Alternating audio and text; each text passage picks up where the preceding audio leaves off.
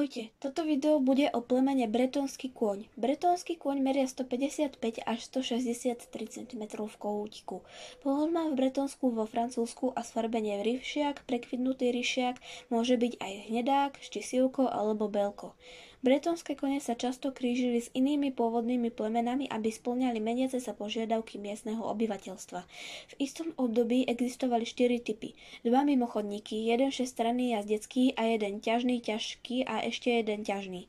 Dnes máme 2 typy, bretonský ťažký ťažný a trocha menší bretonský postier. Oba majú od roku 1926 spoločnú plemennú knihu, ktorá sa v roku 1951 uzavrela. Bretonský ťažký ťažný kôň je mohutný, dospieva skoro a vznikol prikrížením ardenského koňa, boulonského koňa a percherona. Je to pekný kôň s krátkym hranatým trupom a silnými nohami. Je otužlivý, má veľkú vytrvalosť a silu, takže je vhodný na všetky poľnohospodárske práce. V značnej miere sa využíva vo viniciach v stredných Pyrenéjach na juhu Francúzska.